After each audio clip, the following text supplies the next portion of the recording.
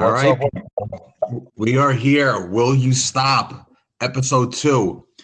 So it's funny. I was thinking on the way, to recording this, what happened this week in wrestling, and a lot happened this week in wrestling. I got a lot to go over. I was thinking, Friday night you had Takeover. Saturday you had the Hall of Fame ceremony. You had G1 at the Garden. Sunday you had Mania. Monday you had Raw. Tuesday you had SmackDown. But a lot of other stuff is going on as well. A lot of rumor and innuendo. Let's jump into it right here, Brandon. AEW. AEW, Looks the like upstart AEW. Yep. looks like they're going to be getting a 2-hour time slot. Rumor and innuendo is it could be TBS or TNT. I'm really excited about this, but I'm containing my excitement. Let me explain to you why. It's been 18 years since Vince really had any real competition, and for all the TNA Impact soldiers and the Ring of Honor guys out there and whatever else is out there, I'm not disrespecting their products. I'll get to that in a second. But it's been a long time since Vince really had real competition. It's been a long time since we had a real alternative here in North America. WWE has kind of ran their own show now since March of 2001, since WCW and ECW both went under. Then Impact and TNA came along. The reason I'm how shall I say, hesitant to get too excited about it is this. Getting the TV contract, it's huge. 2 hours live every week, it's huge. But keep in mind, TNA/Impact, what they're called now, at certain times in their history, they had a really good roster. A lot of the stars you're watching right now in WWE were all together in TNA at one point, along with Sting and Booker T and Christian, Mick Foley, Kevin Nash, Kurt Angle, etc. You had Hogan and Bischoff and Flair there at one point, and it goes to show, and I think you're seeing that even now at the WWE, that no matter how deep your roster is, if your writing sucks and you're not putting the right people in the right places, you're not going to have a great product. So even though I'm excited about this whole thing with AEW, I have to hold back a little bit because I got to see who the bookers are. I got to see who the writing team is, and I got to see the direction it goes. You look at TNA, they pop up in 2002. It's now 17 years later, and I think their best angle to date was probably your Aces and Eights. And let's be honest, that really wasn't a great angle. It was probably the best they've ever done, but I wasn't tuning in every week, at the edge of my seat, waiting to see what happens next with Aces and Eights. And understand, listen, I love professional wrestling. You put me in front of the TV right now and show me an indie card from Central New Jersey with 28 people in the arena and 2 guys in masks doing really botched up high spots, I'll watch it. So I'm going to watch AEW the same way I watched Impact, the same way I watched Ring of Honor. I'm going to hold back my excitement just a little bit until I kind of see how things unravel over there. I compare Impact Wrestling to that girl you've been trying to have a relationship with on and off for 18 years. She makes you promises that she's going to change, things are going to be great, and then she's sleeping with someone else. It's like, how many times can you get burnt by someone or a company, and the shine is off the rose, as they say, when it comes to Impact. No matter what they do, I just don't see it as them being able to do anything. Now, as far as the AEW conversation, I know exactly where you're coming from, and I totally agree. There's all this IWC hype. There's all this hype all over between the Bucks, Jim Ross signed, but until we see what the product is, and it's actually in front of our faces and not just talk, then you got to hold back a little bit, just a little bit hesitant. Well, here's my issue also with AEW. We're what, maybe 6 weeks away from the All-In pay-per-view. I've heard nothing about this pay-per-view yet. They've announced no matches. They really haven't announced what guys are going to be on the card. They've announced an arena. They've announced there's going to be a pay-per-view. But hell, even Vince gives you something 6 weeks in advance. Well, they did announce the main event is going to be Jericho and Omega, which I have a hard time getting. Listen, it was a good match in New Japan. I don't know what style AEW is going to put out there. I'm assuming they're going to go with the Japanese hard style. Listen, that's just the thing. What style are they going to do? What presentation are they going to bring that's going to make them different?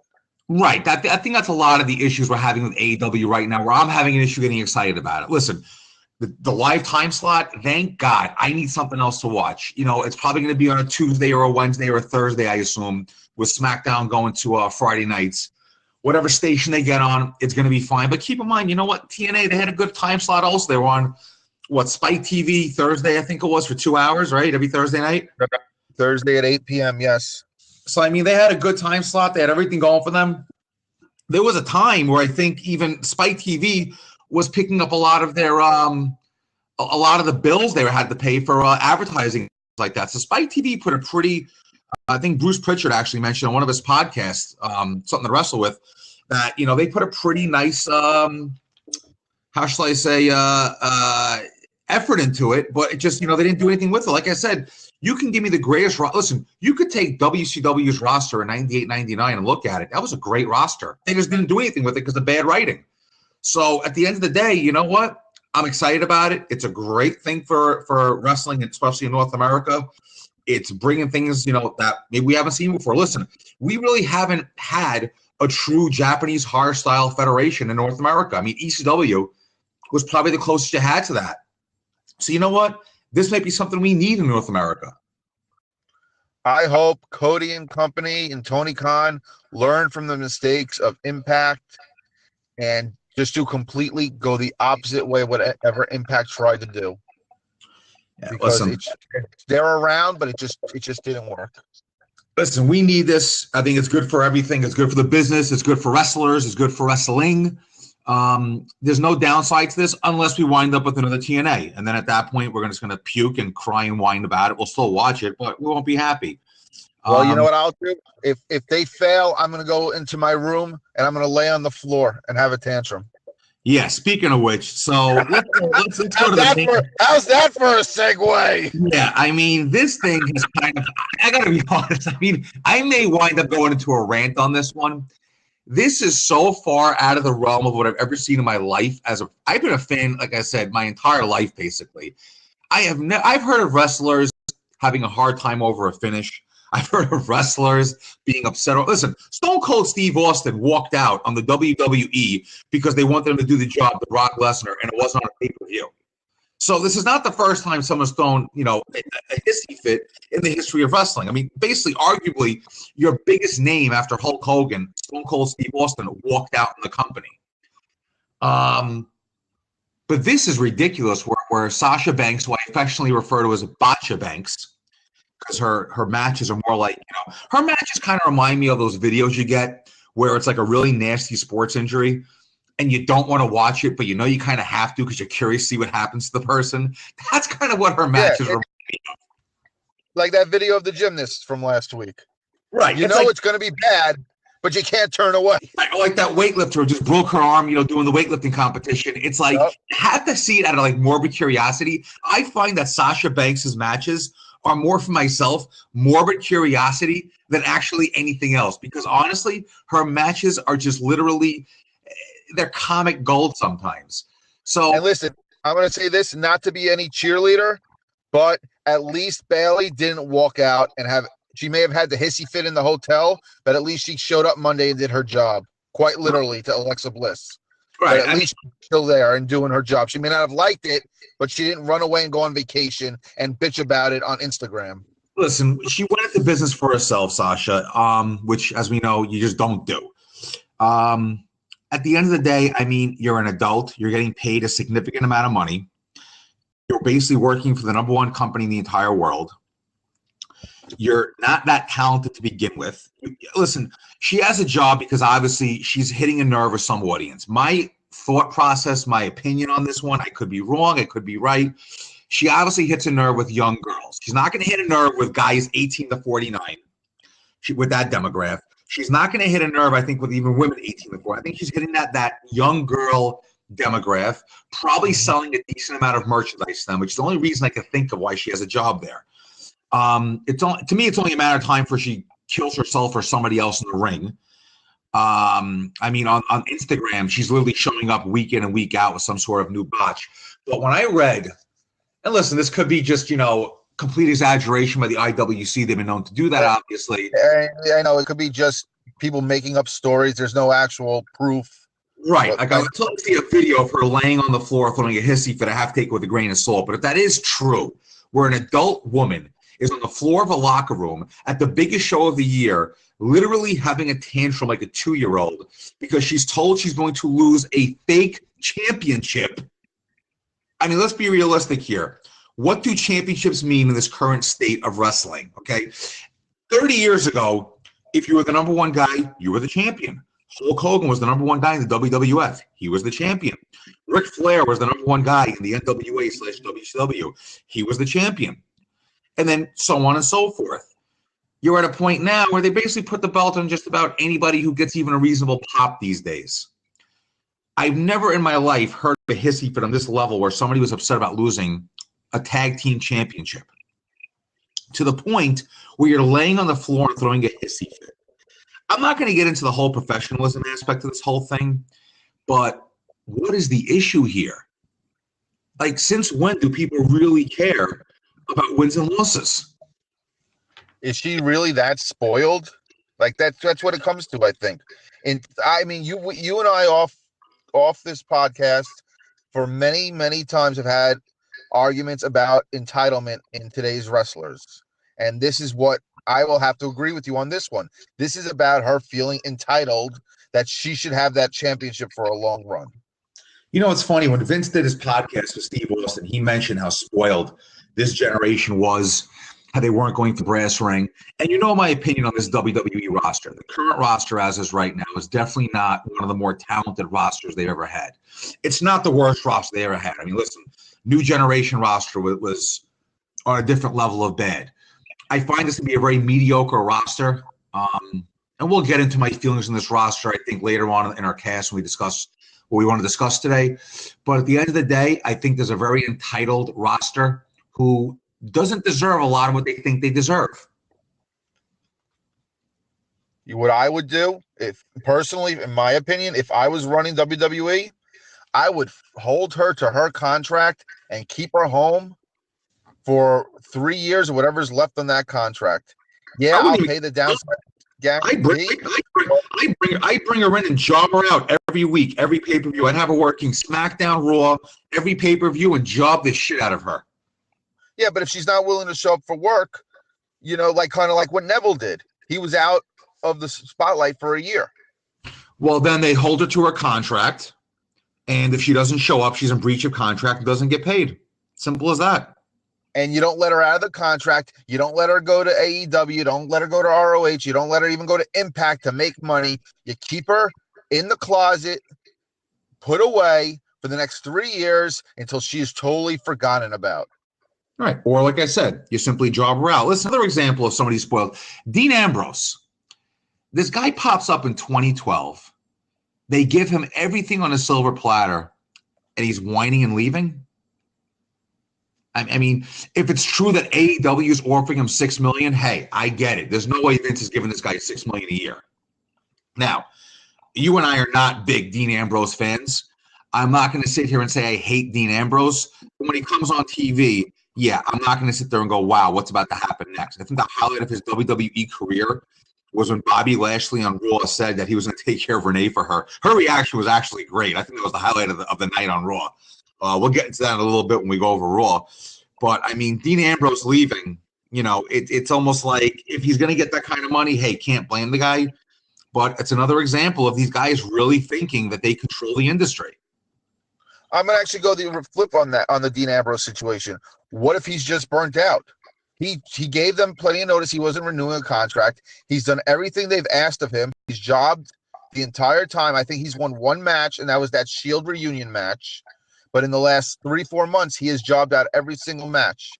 If he doesn't go to AEW, what if he just needs time to recharge the batteries? I don't think he did it wrong. I don't think he burnt that bridge.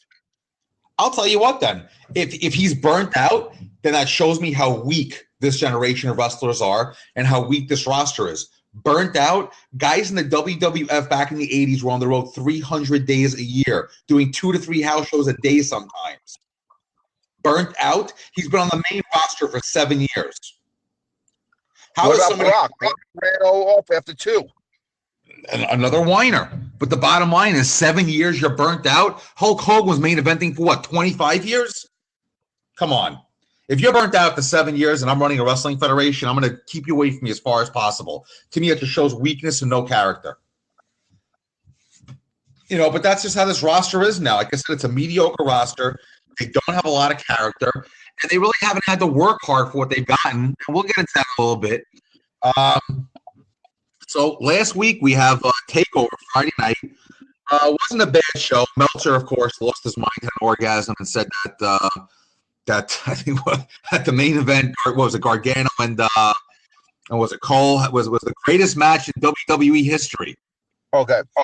I want to chime in. Avi, you know very well how big of a supporter of NXT I am. True or not? Absolutely. Okay. I'm sorry. Cole versus Gargano was not a 5.5-star match. It was not the greatest match in NXT history, let alone WWE history. I think Gargano's match against Almas at TakeOver last Royal Rumble in Philly was better.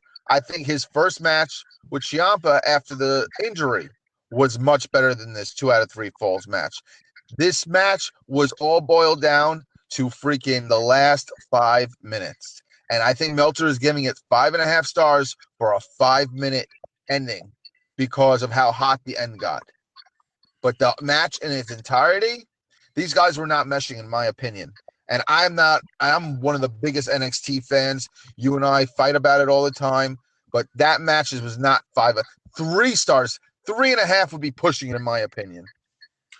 Oh, listen, if you had to ask me what the greatest match in WWE history is, I'm probably going to stick with Austin and Hart WrestleMania 13 I Quit match. It was a good match. I definitely would not give it 5.5 stars. I think I've seen better matches in NXT. I think Gargano and Ciampa, their I Quit match was a better match than that. Listen, NXT, for what it's worth, that was a pretty good show. I don't understand the orgasm the IWC and guys like Meltzer are having over it. I think it might be the first pay-per-view I ever saw of any kind where every match was a face versus face match. The top 3 at the top of the card were the last 2. You had your antagonist and protagonist, but the first 3 matches you had face versus face. Yeah. Yeah, I mean, overall, like I said, I think it was a pretty good card. It was definitely entertaining. It got the message, they got the message across. They all had good matches. I don't grovel and go crazy over NXT. I think they put on a pretty good show.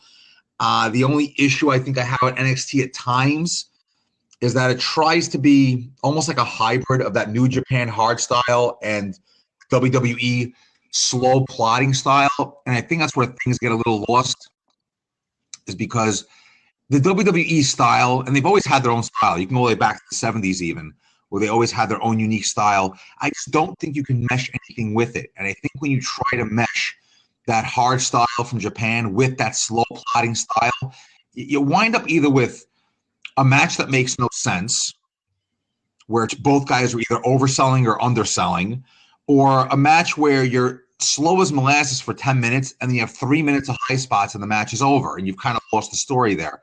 So that's where I think things with me and NXT kind of fall apart at times. But overall, it was a pretty decent show.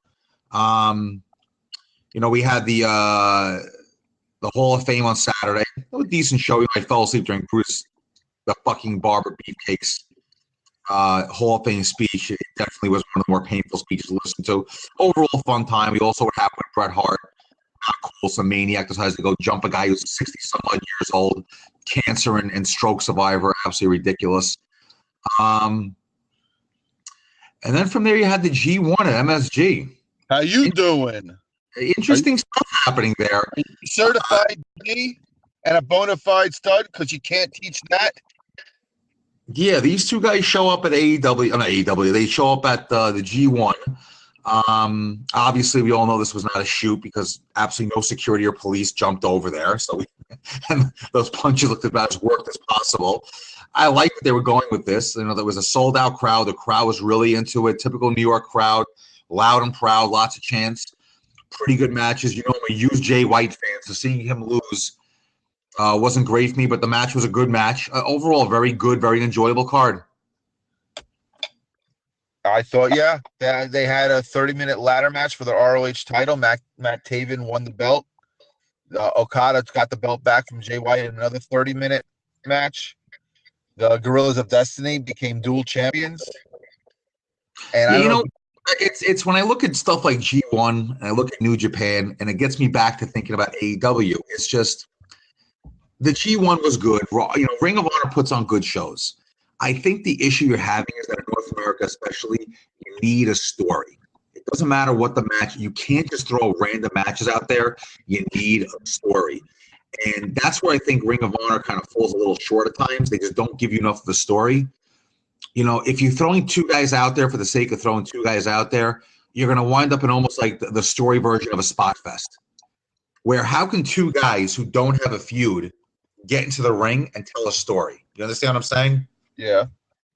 So I think that's where I really hope AEW doesn't go, because the thing with the G1, the matches are good. Everything was good. You didn't get a lot of backstory, though, with a lot of those matches, if you notice. With AEW, I really hope Cody has half of what Dusty had as far as creativity, and then I think AEW will go far. Right, but that brings me back to G1. With G1, it was almost like I wouldn't say call it a random show, maybe a semi-random show to a degree. You know what I'm saying? Where it just seemed like a lot of it was thrown together. There wasn't a lot of backstory, and that kind of takes the fans out of it a bit. It's almost like, when two faces go at it, the crowd really can't get that into it. I think it also hurts the fact that they're not on a major network in the New York market when you're at Madison Square Garden. Yeah, listen, Sinclair owns ROH. How they can't get them on a major media outlet is beyond me. That's just mind-boggling. So Sunday, WrestleMania. You know what? I mean, the IWC, I heard a lot of people go around saying they weren't happy with this card, et cetera, et cetera, et cetera. I'm not going crazy with specifics. I enjoyed it. I thought it was a good WrestleMania. I'd give it a solid B. Much better than expected. The only letdowns really in that card, me and you thought it was going to be a great match. We both agreed on it, and it fell apart. Drew McIntyre and Roman Reigns. Yeah, Drew and Roman really disappointed me. I thought there was going to be a far better match. I feel like there was a story to tell there, and they just couldn't. Listen, styles make fights. You see it in UFC, sports, when two teams go at it. It's just styles make styles make the fight, like I said, and you can take two guys who you think are going to be the best match ever, and it just falls apart. Overall WrestleMania, though, I liked it. I enjoyed it. Old school John Cena, I thought that was actually kind of fun to watch. There was the only issue I have, I think, is the last match, the way it ended. That the referee allegedly botching it and the shoulder coming up. I think they could have done a better ending with that. Otherwise, it was a good show. I give it a solid B. There was really nothing in that show that I said, wow, this really sucks. In my opinion, they need to try to cut an hour out of WrestleMania. And that's what happened, I think, in the main event. It went until 12:30.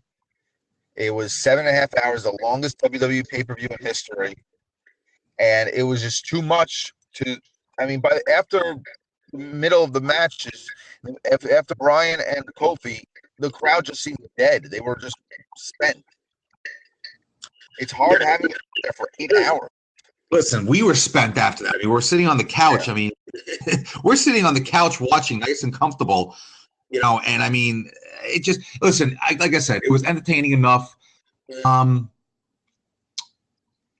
It wasn't a bad show. I give it a solid B. It got the job done. It was a fun show to watch. Yeah, it definitely ran a little too long. But overall, listen, it was WrestleMania. It was a good time. I think it was one of those weird WrestleManias. It's funny. I was listening to something to wrestle with this week when Bruce and Conrad were going over Stone Cold Steve Austin 98-99. And Bruce brings up a good point where he goes, you have certain WrestleManias that are kind of the end of something. You have certain WrestleManias that are the beginning of something. And you have certain WrestleManias where nothing begins, nothing ends. They just kind of happen.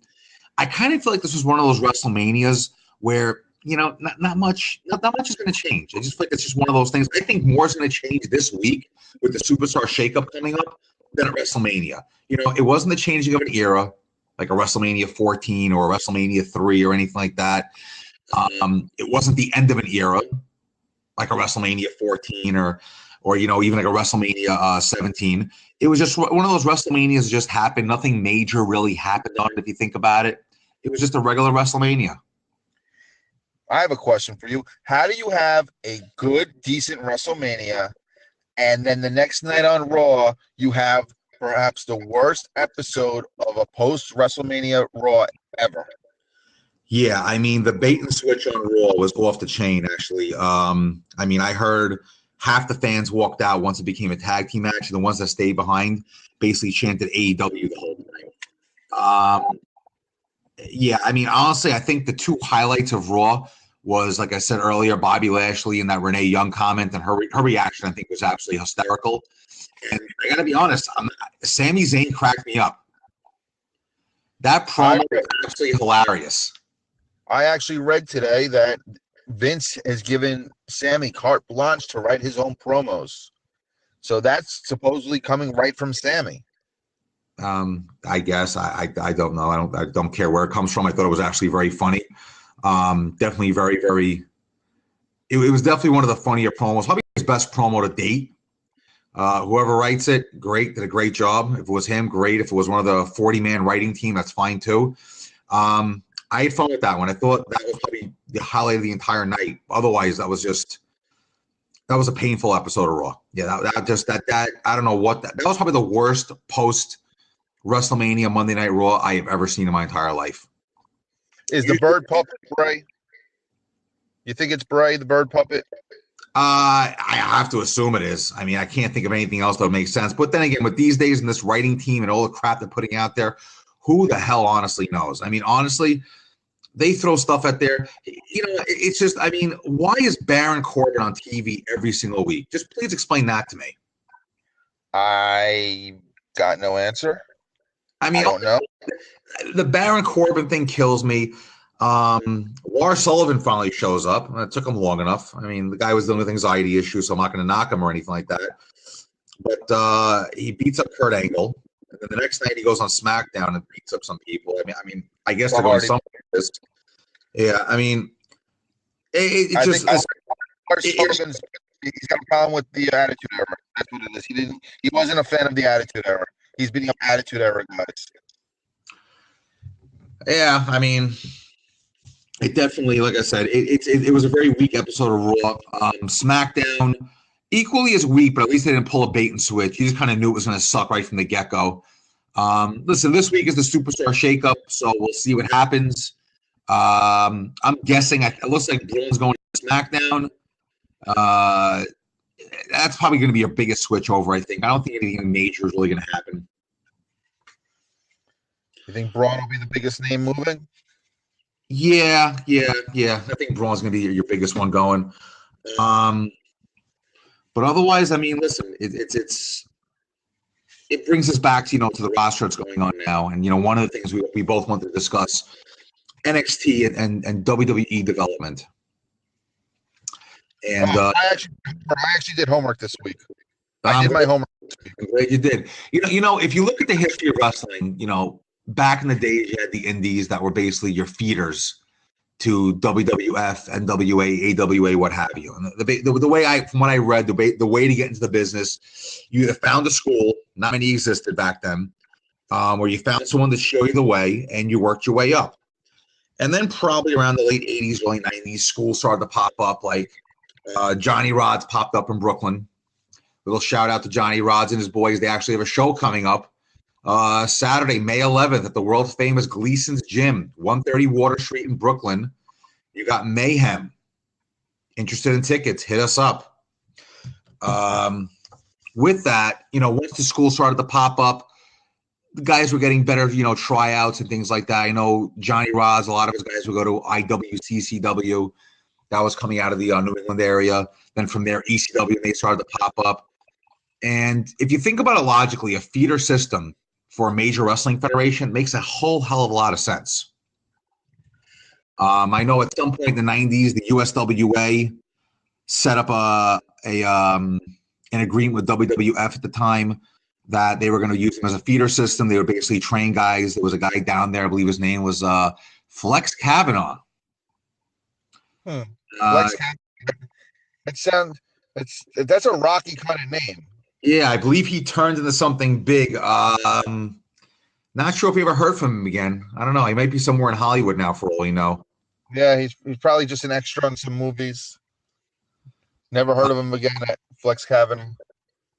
You know what's very interesting, by the way, about the USWA WWE relationship back then is that it actually gave birth, believe it or not. It was almost like a dress rehearsal to a certain character we'd all get to know and love very, very much a few years later. I believe it was around 93 or 94, where at the time there was a talent exchange along with being a feeder system. You had guys like Randy Savage going down there, Bret Hart went down there, Razor Ramon went down there. I think even Diesel may have gone down there for a couple of times, but there was a whole big exchange, and they had a manager with them. I don't know if you know about this or not. You could actually YouTube this, but there was a manager, and their manager was a WWF announcer. Ooh, can I say it? Can I say? Because I actually know this. I actually know this answer. Vincent Kennedy McMahon. That's right. It was actually the dry rehearsal of what would become Mr. McMahon.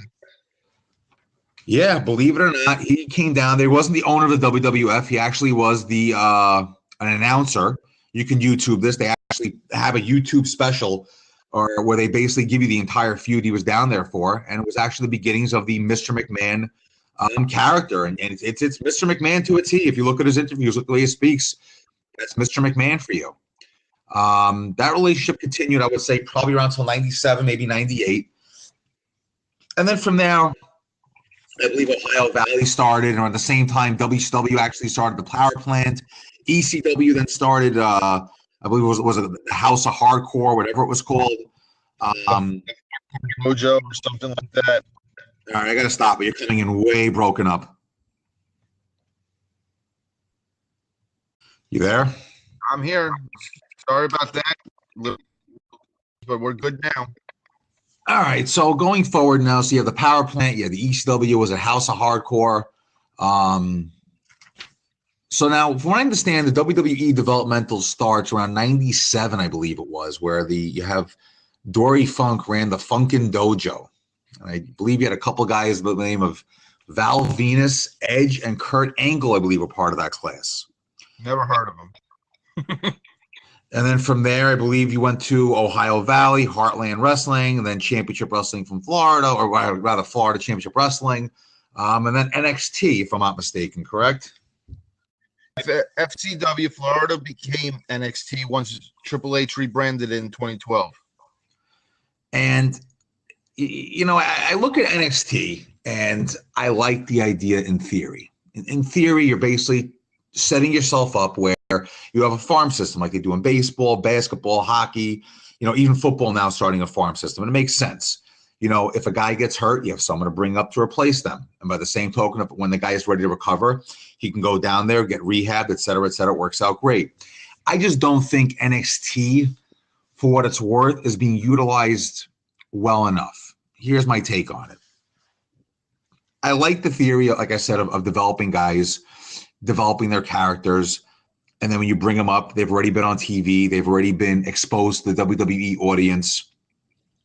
They already understand the WWE style, quote unquote. The issue I have with this is follows. There are some guys, and this happens in baseball and hockey as well, that should not go to that main level.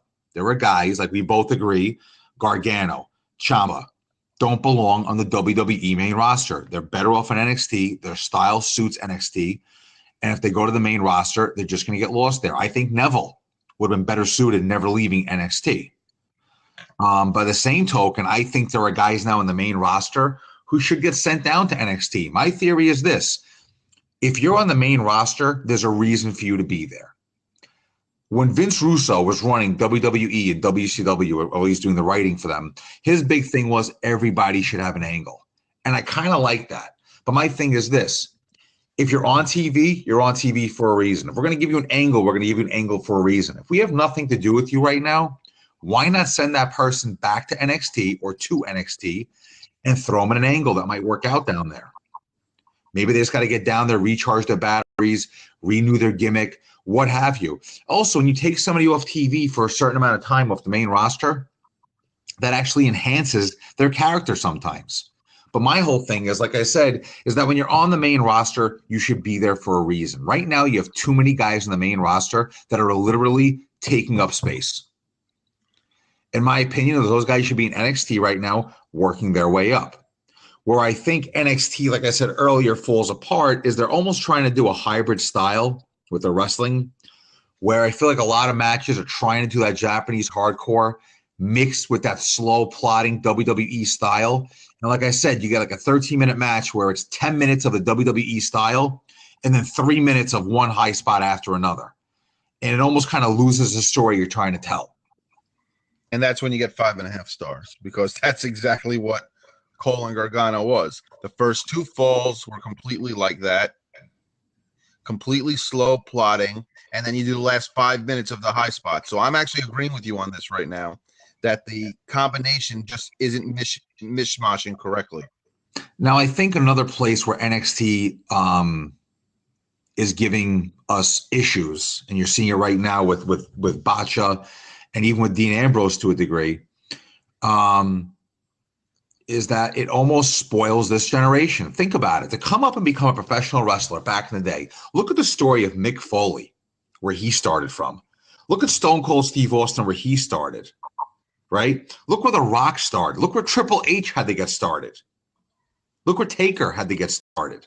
You know, these guys at the start making, you know, they're making $40, $50 a night.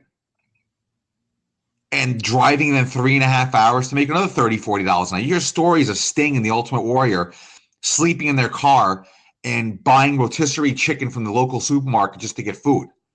You know, and here you have this whole generation of quote unquote superstars that are basically spoon-fed their gimmick, spoon-fed their angles, spoon-fed their outfits, spoon-fed everything.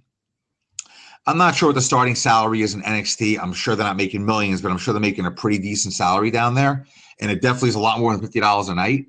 And it almost spoils them, where they're basically going from, you know, a nobody indie wrestler right to NXT, which is a step below WWE, and then right on TV with the takeovers, the weekly shows. Like I said, look at all these guys, Steve Austin, Triple H, Taker. They all had to figure out their angle on their own. Nobody gave them their angle. It was almost like, okay, here's your name, make it work. Where in NXT, it's like, okay, here's your name, here's how we're going to make it work. You know, and now I see, and you're starting to see the fruits of that with Botcha Banks lying on the floor, having a 2-year-old, you know, meltdown, and then going on vacation because she doesn't like the way a finish was at WrestleMania. She got her WrestleMania bonus. I'm pretty sure that WrestleMania bonus more than makes up for the fact she had dropped the titles at WrestleMania, only the biggest show of the year. There's plenty of people right now that would switch spots with her in a second, being on WrestleMania, losing the tag team titles. I totally get where you're coming from. And yeah, I agree. A lot of these guys work a minor promotion, a minor indie promotion for 6 months. Freaking Regal sees them, brings them up. They don't pay their dues. Everyone you mention. Think about it. If you got a job as a CEO of a company right out of college, making $500,000 a year, you would have no clue what it's like to struggle to work your way up. And a lot of these guys and girls that are coming up now didn't go through any of the struggles that any of the old wrestlers went through. Even Hulk Hogan. I mean, the guy had his ankle broken his first day in his wrestling school.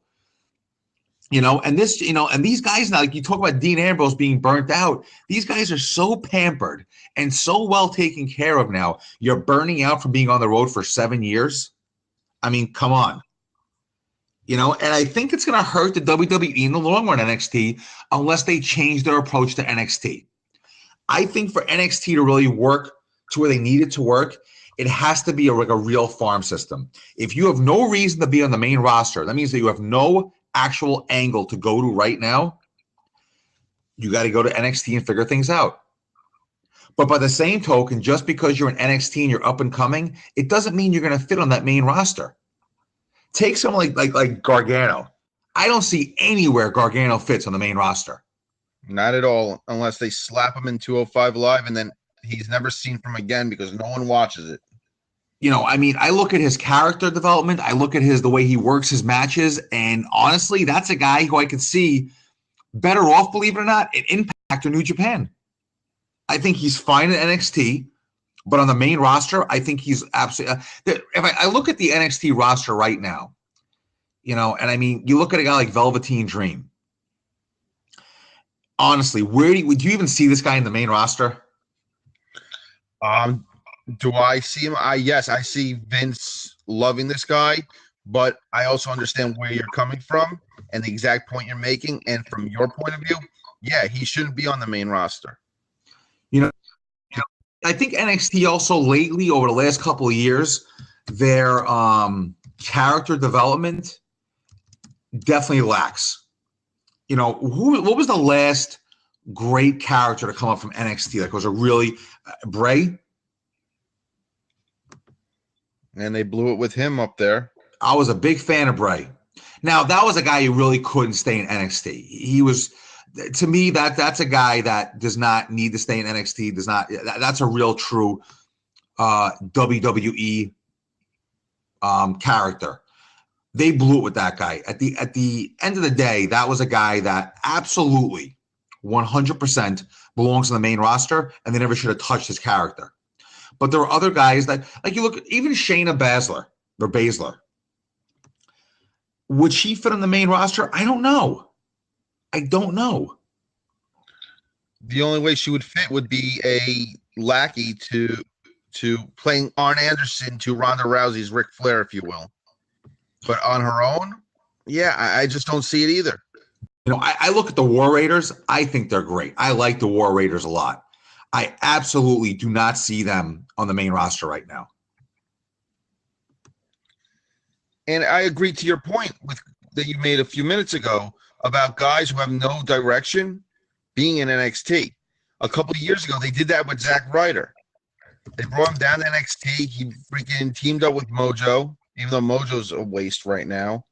Well, God, he's always been a waste. Now he's staring at himself in the mirror. Also, Tyson Kidd. They brought Tyson Kidd back down to NXT. He had a good 6-month run in NXT as a main eventer. He would never have been a main eventer on the main roster. So I completely agree with you. I look at the roster. You look at the roster now, a guy like Adam Cole, I don't think Aleister Black belongs on the main roster. I'll be honest with you. I'm looking at the roster now. Is there anybody I could see right now that really might fit in on that main roster? Ricochet, to a degree, I think does fit there. I think Ricochet is okay to bring up. I think he was ready.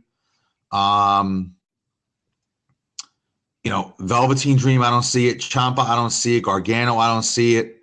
I mean, Ciampa we may never see ever again, but that's a different, conversation. I'll give you a guy who I could see coming up to the main roster and actually finding success, believe it or not. And you're going to think I'm crazy, but I honestly see actually a future for this guy. They may have to tweak his character and play around with it, but I think once this guy finds himself, he's going to be a major player. Matt Riddle. Yeah, he's got that down in time. Not yet. And No. I hope they don't mess him up. He's a few years down there.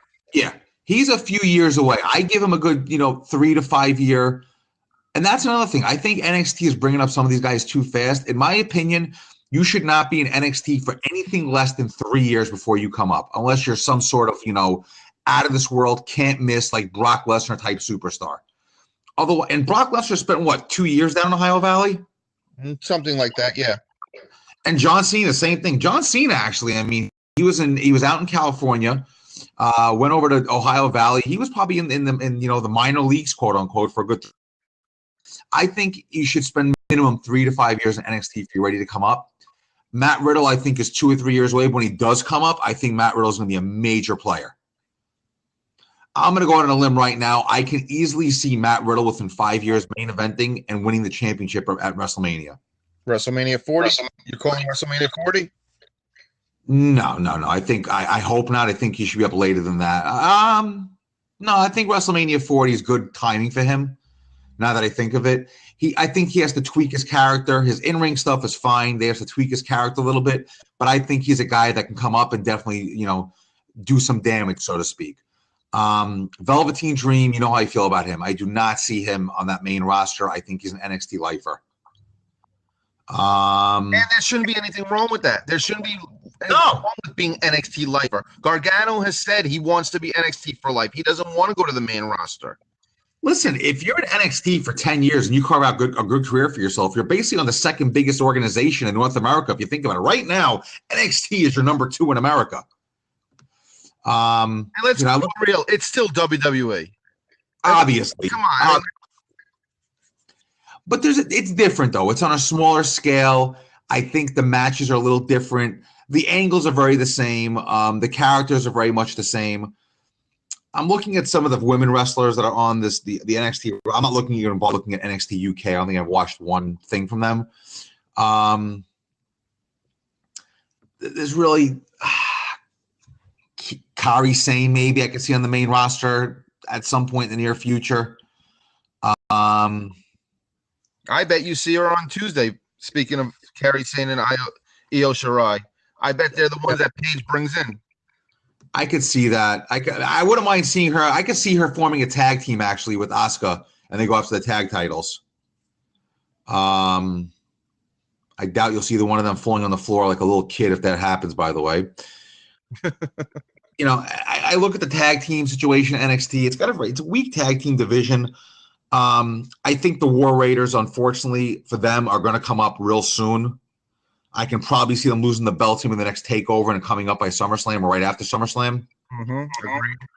I like them. I just don't see where they fit on the main roster right now. I find they're kind of like a carbon copy of another tag team on the roster. Who am I thinking of? You talking about AOP?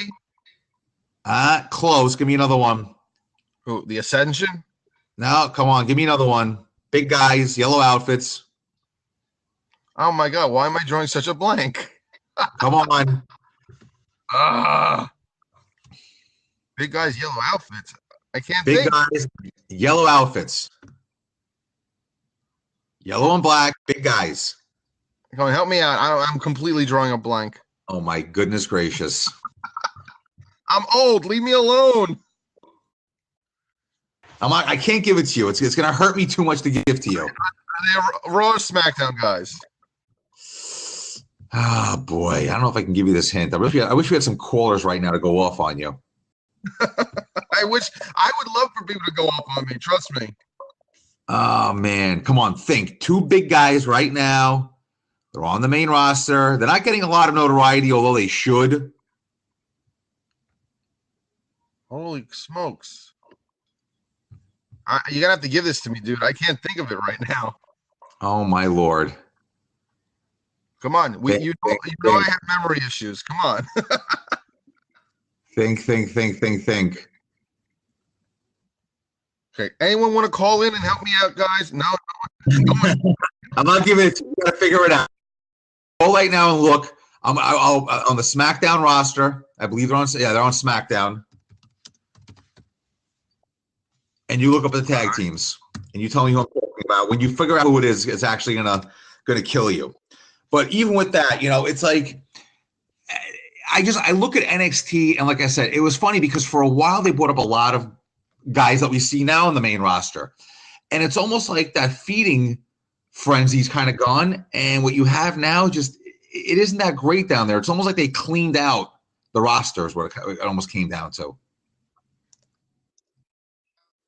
I blame Vince for that because I remember reading that Triple H fought tooth and nail to keep Asuka down in NXT, and Vince wanted her so bad. Listen, they were doing fine with NXT at first.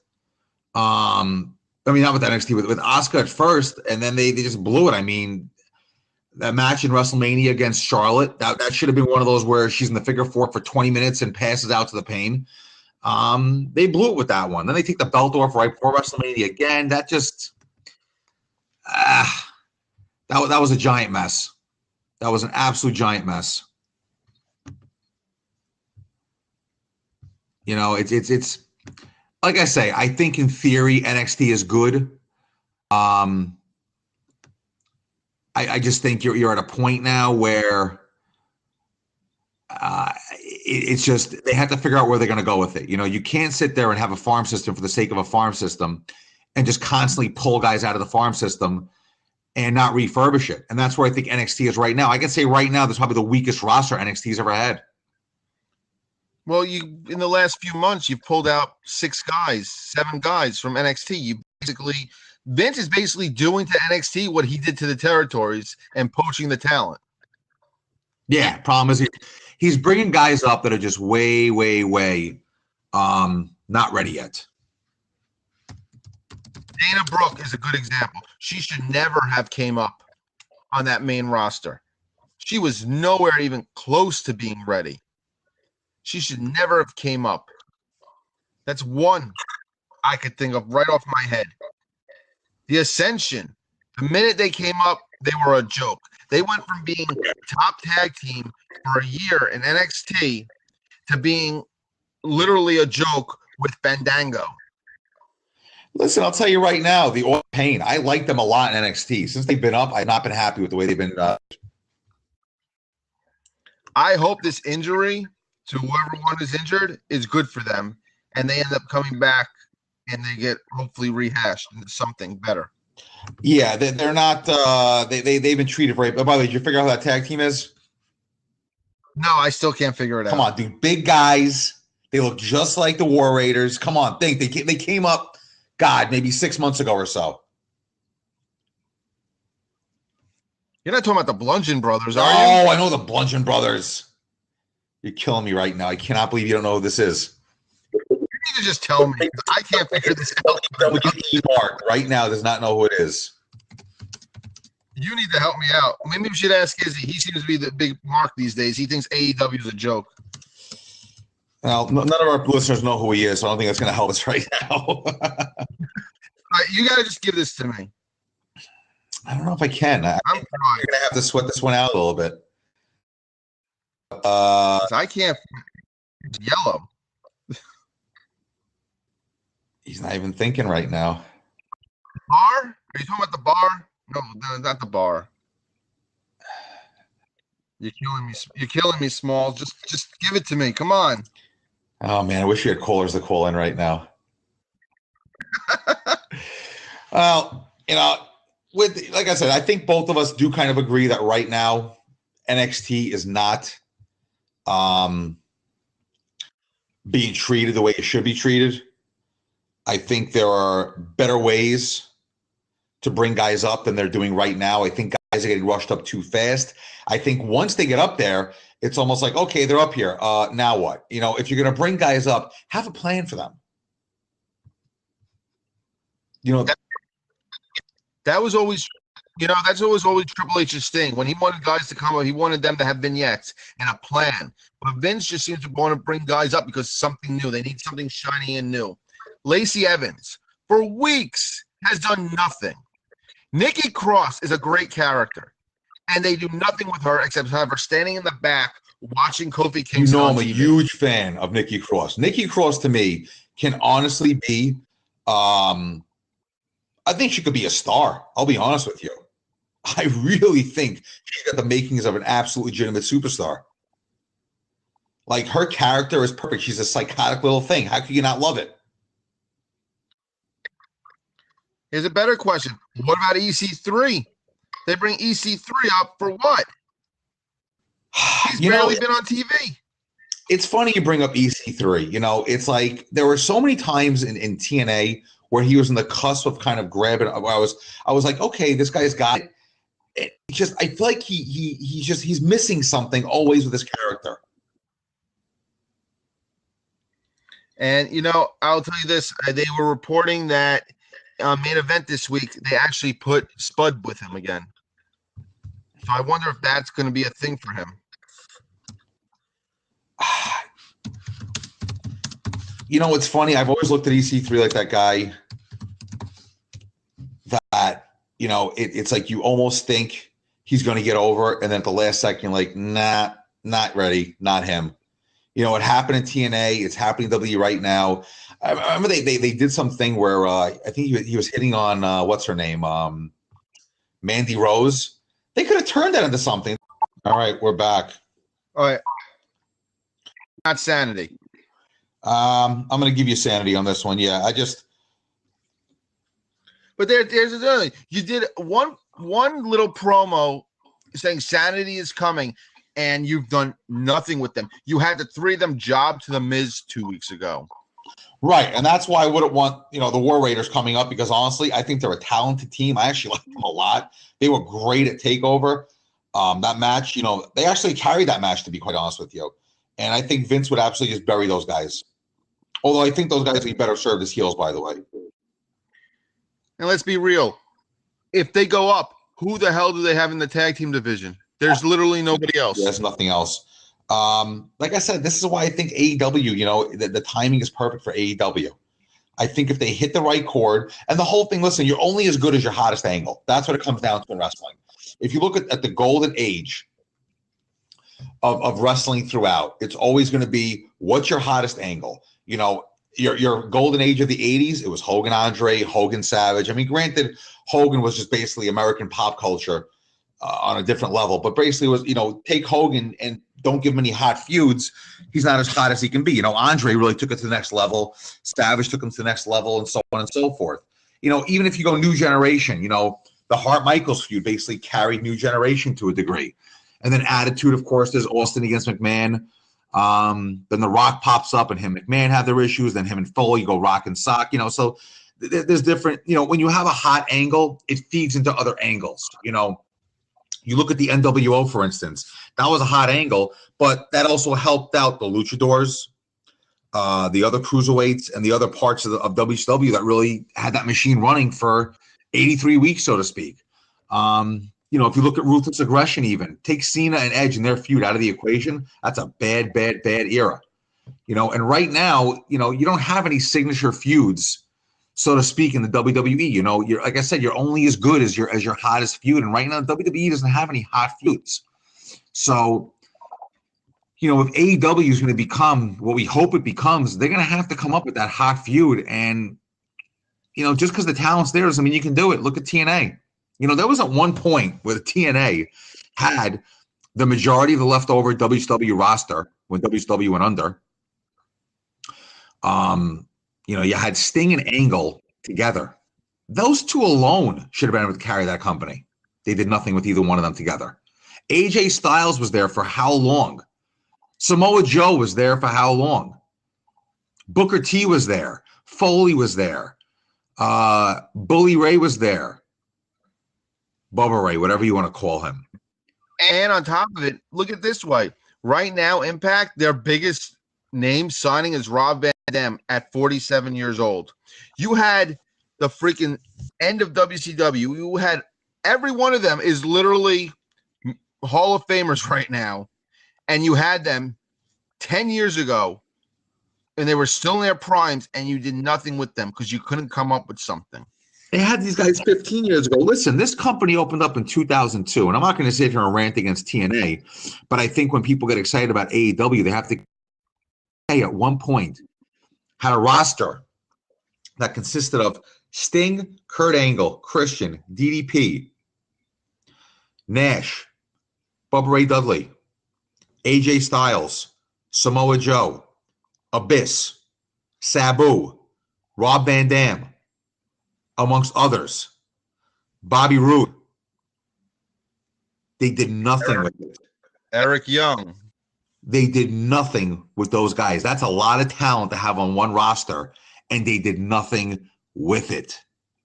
That's why I'm I wouldn't say cold on AEW, but I'm definitely lukewarm, because let's be honest, if you can't make it work with that roster, it's going to be hard to make it work with any roster then. And that had nothing to do with WWE, because if you think about it, WWE was not at its finest during the days of Impact being on, Spike. You had Hulk Hogan, Eric Bischoff, and Ric Flair together again. You literally had WCW 2.0 to a degree. You didn't have Goldberg. You didn't have, Benoit or Guerrero and those guys, but you had plenty of talent there, and they did nothing with it. So, goes to show, back to AEW, you can have all the talent in the world. If you can't put them in the right place, the right time, come up with that hot angle, you're going to do nothing with it. Another good example of this is WWE right now, this minute. The roster, like I said, I don't think it's a great roster, but it's definitely not a bad roster. You know, it's definitely got enough talent where with the right angles, you'll do fine. But let's look at what they've done with this roster. You turn Braun Strowman basically into a new Big Show. He's a heel one week, a face the next week. You have no idea why or who or what he's doing. Or he's fighting he's fighting with a 10-year-old, or he's fighting two schmucks from Saturday Night Live. Right. So he's become the base of the new Big Show. You know, Roman Reigns, God bless him, his cancer's in remission, thank God. But honestly, he's back to where he was before, you know, where he's in meaningless feuds, doing nothing. You know, Seth Rollins is your champion right now. Great. Who's he feuding with? I mean, where are we headed with this guy? The guy won the Universal Championship, and this next feud is with. Don't know. Well, we got to wait and see. Superstar shakeup. On top of it, they actually have. This might be the longest period between pay-per-views I've seen WWE have in a long time. 7 weeks. Yeah, so, yeah. I mean, it's a long time between pay-per-views. You know, but you're at a point now where the WWE really. When was the last time they really had a hot angle, so to speak? I mean, I can't even think of it. Not for a very long time. You know, and like I say, when it comes to a wrestling organization or a company, whatever you want to call it, you're only as good as your last hot angle. You know, and if you look at those hot angles, the one thing about all those hot angles, it was the right people in the right booking situation. Austin McMahon. Could anybody else have filled the character of Steve Austin in that feud? Would, you know, it's almost like you can kind of argue it. Did Austin make McMahon or did McMahon make Austin?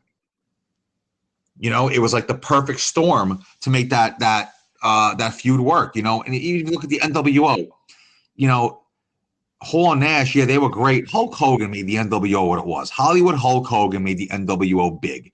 If you would have put Sting or Hart or anybody else that was rumored to be there and not Hogan, it would have failed. Miserably. As a matter of fact, how does this sound to you? Hogan didn't need Hall and Nash. How you like that? I'm going to say it, and I dare anybody to argue this with me. Hogan did not need Hall and Nash. Hogan could have turned heel on his own and would have had the same effect by himself as Hollywood Hogan as he did with the NWO. I agree. I completely agree with you. Okay, you could without, and again, I was never the biggest WCW fan, but I can agree with you on this. Without Hulk Hogan, the NWO fails. Without Hulk Hogan, Hall and Nash don't become the super people that they became because of the NWO. If Sting had turned heel, like I think they were saying was originally going to be Sting with Hall and Nash, that would have bombed out. It would have been horrible. It would have been like a dead fish. Listen, I'll take this further. If Hall and Nash would have showed up cold, just as Hall and Nash, even with an invasion angle or whatnot, they would have been Diesel and Razor Ramon, you know, 2.0. But I'll tell you what, Hogan by himself could have turned heel and gotten the same effect without the NWO behind him. It didn't hurt to have the NWO. You know, it was definitely, listen, it was probably the second biggest feud in wrestling. It was the second biggest angle in wrestling history. But like I said, you take Hogan out of the equation, it's garbage. If you replace Stone Cold Steve Austin with, with Undertaker, are you getting the same effect? Definitely not. No. You know, it was perfect dance partners, perfect storm, that quote unquote lightning in a bottle. Yeah, I mean, listen, Stone Cold Steve Austin was a huge character. Mr. McMahon took him to the next level because let's be honest, you take Mr. McMahon, to me, is the greatest heel in the history of professional wrestling, bar none. Number two, you can argue might be Hollywood Hulk Hogan, but Mr. McMahon is the greatest heel of all time. Mr. McMahon was a great heel in the sense that he didn't have to act. That was the impression we always had of the owner of the WWF, this evil guy that pulls all the strings.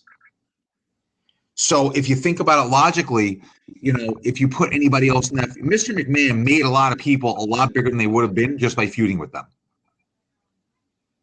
You know, and, you know, it's, if you look at AEW or even WWE right now, whatever feud you put together, whatever angle you put together, you have to make sure the right people are playing the right parts. It's like a play. It's like a TV show or a movie or what have you. You know, you look at The Sopranos. James Gandolfini was the perfect Tony Soprano. And people talk about how, what's his name from Goodfellas, Ray Liotta passed up that role. You can't see anybody else but James Gandolfini playing Tony Soprano. And I think wrestling, it's the same thing. For you to get that hot angle, you have to have the perfect storm, so to speak, the perfect characters. Austin McMahon were perfect for each other. Hollywood Hogan was perfect for the NWO. But then again, maybe the NWO was perfect for Hollywood Hogan. You know, and if you look at some of the bigger feuds, even, you know, I mean, there hasn't been great feuds since then. There've been some good feuds, but nothing on that level where every week you were like, wow, I got to tune in and see what's next. I'm going to throw this at you, and it's minor, but I don't think the whole groundswell of Kofi Kingston would have happened if it wasn't for Vince putting his 2 cents in. I think Vince made Kofi for WrestleMania. Agreed. Listen, Vince still has that Midas touch. I think if you put the right person with Vince McMahon right now, you're going to wind up with a great angle. That being said, though, if you look in the history of wrestling at the greatest angles in the history of the business, it was perfect dance partners.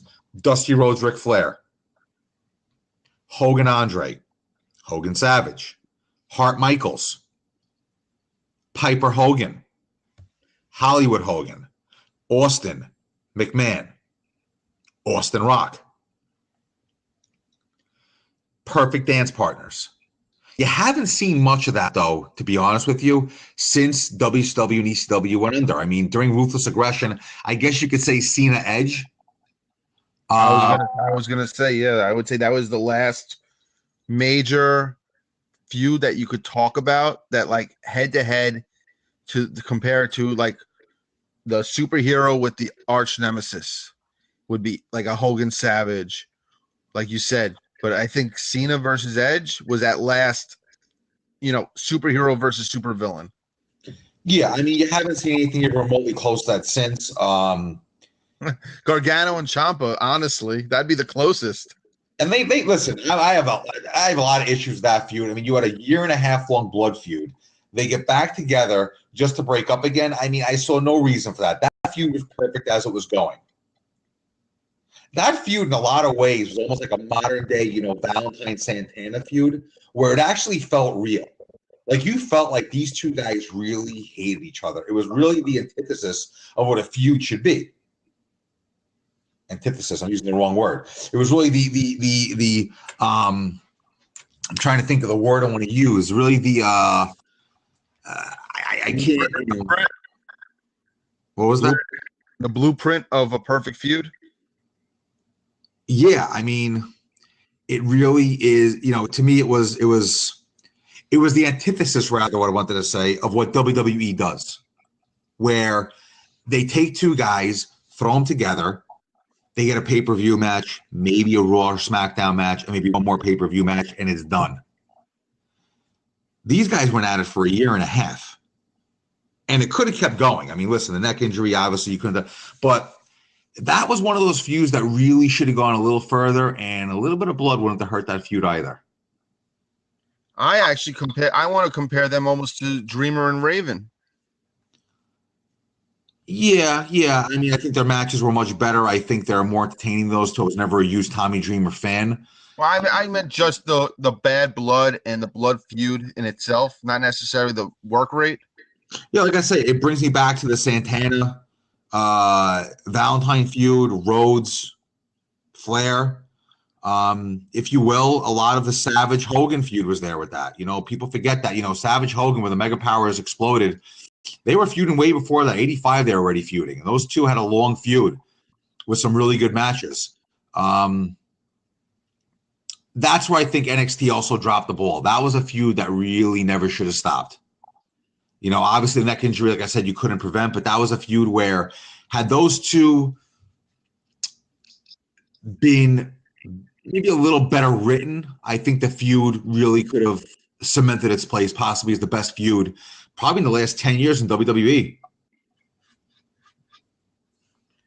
So what would you think would be the best thing for NXT to improve the way it's building their guys? Holding them back more? Absolutely. Triple H should fight Vince more on letting these guys go? My blueprint would be this. They got to stay there minimum 3 to 5 years, unless they're like a Kurt Angle or Brock Lesnar, where you just know they're going to make it. I think out of the 3 to 5 years they're there, I think you got to give them a good year to really build up their character. Remember, characters evolve, and that's part of where I wanted to go with this. There's a long evolution in the character of a wrestler, And my favorite example has always been Shawn Michaels. Shawn Michaels comes to the WWF as your pretty boy tag team wrestler with Marty Jannetty, and turns heel on him. One of the best spots ever at the barbershop. Throws him through the window. I mean, even Beefcake gave him a shout out during his Hall of Fame speech.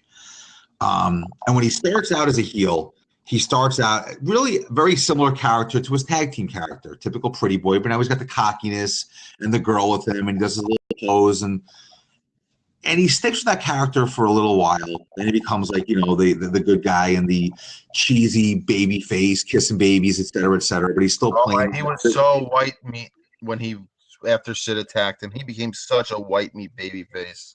Right. And then when he joins DX with Triple H, he kind of finds himself where he becomes that classic obnoxious heel on the smaller side. So he goes against somebody who's always bigger than him, but winds up finding a way to win those matches. To me, Michael's best work is late 97, early 98. Hell in a Cell, WrestleMania 14. I mean, that was to me the epitome of Michael's character as a heel.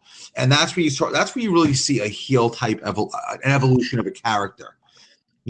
Cena, his character evolved. Edge, his character truly evolved. Characters evolve, but if you notice, Michaels turns heel in 92.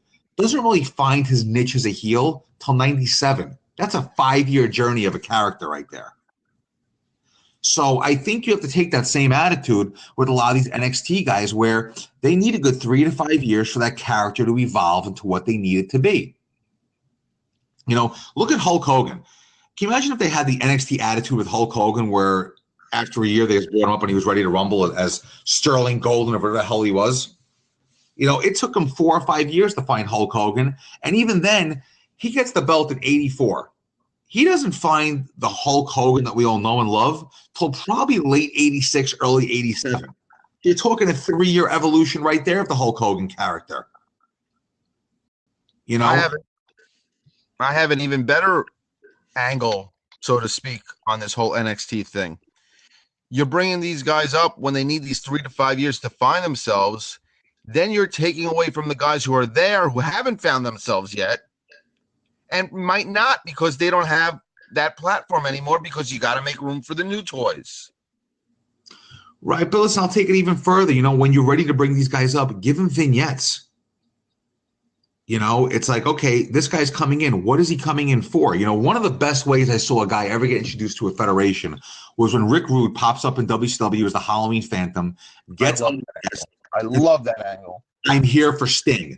So you take Rick Rude, who at that point was a well-known character. The guy was already around for probably close to 10 years, was an IC champion in WWF, main event at SummerSlam. Everyone knew who Rick Rude was, but he still came in with a purpose. He was going after Sting, the ultimate babyface, the franchise player.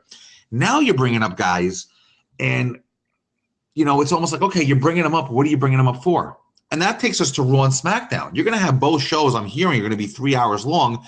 I've always maintained the first hour of Raw should be dedicated to guys you're bringing up. Okay, you got the vignettes going. Let's bring this guy in. Let him win a couple of squash matches. Let's see what this guy's all about. I used to love those squash matches back on Superstars back in the day.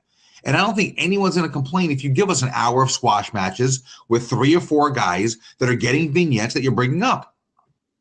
The last guy they did that with was Braun. When Braun first came up, they did those squash matches, and it helped build that character. And they need that. And that's where I think you're going wrong with NXT is they're bringing up the guys too fast. They're not bringing them up with the vignettes. They're not bringing them up with a lot of, background or anything like that. Bring these guys up properly. Give them the vignettes. Give them the background. Give them the background story. Let them win a couple of squash matches.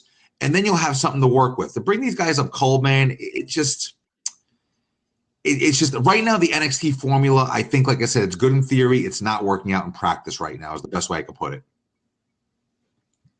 So for you, no matter how good Triple H might book a takeover, the whole practice in itself is just flawed and bound to fail. I wouldn't call it a failure. Listen, obviously it's working. All right, these guys are coming up. They're having some success. Listen, the entire federation now is basically NXT guys. But with that, you have to plan it a little bit better. You have to plan it a little bit more purposeful.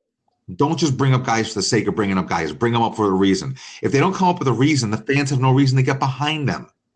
When Rick Rude pops in the WCW and goes, I'm here to go after Sting, right away, he became the number one heel in the entire company. If Rick Rude would have popped up back then and said, I'm here to dominate WCW, nobody would have given a shit. And right there, you also had a built-in angle. The Phantom unmasked himself. It's Rick Rude. Paulie's there with him. Medusa's there with him. They're going after have an angle right there. I'm going after what Sting was U.S. champion at the time, right? Yep. Yeah, I'm going after the U.S. title. Why? Because Sting is your hero. Sting is your guy, and I'm going to destroy that guy because I'm ravishing Rick Rude, and I'm the baddest MFer there is in WCW now. Right there, your full force angle, story, everything is there for your next pay-per-view. Yep. And that tape brings somebody up.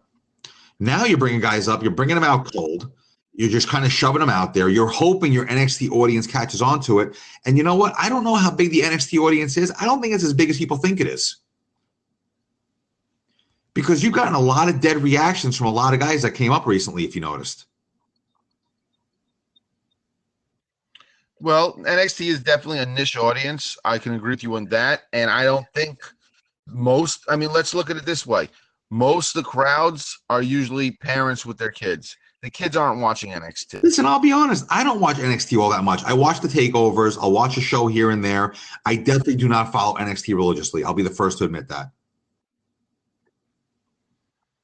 So, as much as I've fought for NXT, there's a lot of points you're making today that I literally cannot argue with because they're valid, good points. Listen, listen. Like I always say, I love wrestling. I love everything about it. But I think right now you're getting to a point where I think there needs to be a reevaluation of what they're going to do with NXT. Is it going to be a true farm system where we can send guys up and bring guys down? If yes, how are we bringing these guys up? What are we introducing them as? Why are they coming up? Nobody should ever come into a federation cold. Unless you're going to give them a couple of squash matches to establish themselves. It worked with Goldberg and WCW if you think about it. Actually, it's worked with a lot of guys over the years. That's basically how it was done back in the day. You get a couple of vignettes. The guy would come out on Superstars or Wrestling Challenge, squash a few guys here and there. They throw him in with a mainstay. He'd squash them, work his way up the ladder. And that's the way it has to be done. Because right now, honestly, who's Rollins going to feud with as far as the Universal title goes? Like, who's out there that we actually want to see him feud with right now? I can only come up with one name, Drew McIntyre. And my issue with Drew is honestly, I don't know if it was Roman's fault or his fault or what. That was a bad match at Mania, man. Think it could have been ring rust on Roman's part? You know what? There shouldn't be any ring rust because you have NXT. Go down to NXT and practice. Nobody has an excuse in the WWE to have ring rust anymore. You got that whole entire training center. They could have gone down there and planned out that match. I don't know. I'll tell you the one guy I would not mind seeing in a feud with Seth Rollins right now is Samoa Joe. I love Samoa Joe. Him squashing Rey Mysterio at WrestleMania, I loved every second of that. That was a perfect way to have Joe. And then the way he was with R-Truth this week, and then Braun. What do you think about a Braun program with Samoa Joe? If Samoa Joe goes over, I'll be very happy with that. If Samoa Joe does not go over, I will not be happy. I think Samoa Joe right now is a push and needs to get a push. How is it that Braun Strowman can turn over a truck, a limo, come live in a garbage truck for a week and a half, but he couldn't get Samoa Joe up for a power slam? Listen, the booking of Braun Strowman is literally the worst booking I've seen of a major player since the big. They've literally to another big show. You could have had a legitimate good big man there, something they haven't had in a long time, and they blew it with him. And listen, it's part of the whole, mentality of WWE these days with their 50-50 booking. I don't have an issue with 50-50 booking in a long feud. Like Ciampa and Gargano, that was a perfect feud for 50-50 booking. If you know you're going somewhere in a feud and you want to build both guys up at the same time, you go 50-50. But to go 50-50 in every freaking feud makes absolutely no sense whatsoever.